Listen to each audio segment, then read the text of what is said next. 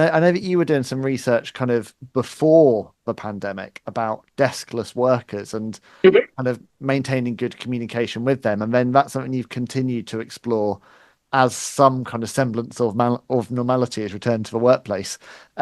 I guess talk me through that work. What interests you about the idea of communicating with deskless workers and where we are now? Because for me, I work in a very hybrid environment. I'm never the Yeah. same place for 2 days. Very different to when I was working a 9 to 5 before.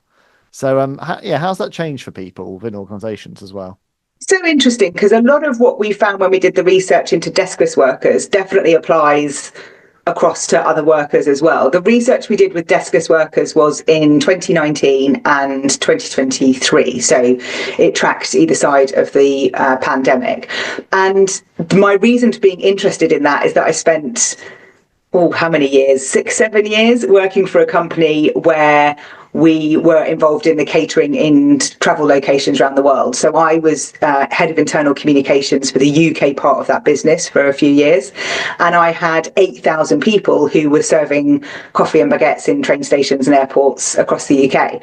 2,000 people in a sort of support function environment, or not so much deskless.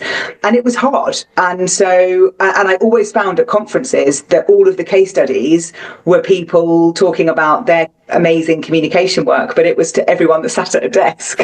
And I was like, yes, that would be lovely. So that's what I think triggered the research and the need to look at that. And what that research really tells us is there's some very specifics about deskless workers, but it talks a lot about the importance of managers, and it talks a lot about the importance of the relevance of communication. And I think that tracks across hybrid, in-office and deskless workers. And the thing I think that's changed so much with the pandemic is there needs to be so much intention behind how we communicate. We did a sort of lift and shift in a crisis, and that's fine. But what works in a crisis doesn't usually work day to day because it's a crisis. So we haven't yet figured out what work needs to look and feel like in that sort of post-pandemic world, and therefore what the communication infrastructure needs to look like, and that sort of day-to-day work with our teams and things like that. So there's still a lot to figure out, but I think if you're making time and space for each other and having video calls and face-to-face where you can, then it will start to just pay off hugely, because it's about helping people feel connected. Yeah, and I guess also, I mean, there was a big part in that pandemic around kind of, I guess, for lack of a better term, pastoral support. So kind of being Yeah, there for people, checking in on their emotions as well as their workload, certainly in that early going.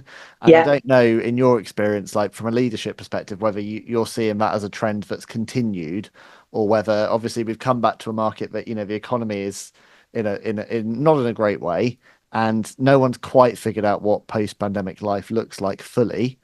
Yeah. And I wonder whether, in your experience, you're seeing leaders kind of having that real empathy for staff, or whether there is more a sense of back to normal now. I think it's on a journey. Mm. So I think we had this, like you said, this huge spike in this need for it in the pandemic. And then I think everyone sort of started to come back a bit to normal. The trends we're seeing in 2025, especially around leadership and workplace, involve things like well-being and burnout, and making sure that we're addressing that in the workplace. That did disappear, I think, in sort of 2023, 2024. People were so focused on innovation, growth. What can we do? Let's keep going. Let's get going. Let's get going. That we sort of lost a lot of that. And that's created quite a lot of chaos in organizations. So I think that this year, certainly in the analysis I've done of the trends, it's definitely coming in more in terms of that well-being, burnout, and not so much engagement, but definitely looking at how the experience of work is impacting people as human beings. And that's ultimately what I think we'll start paying a bit more attention to now.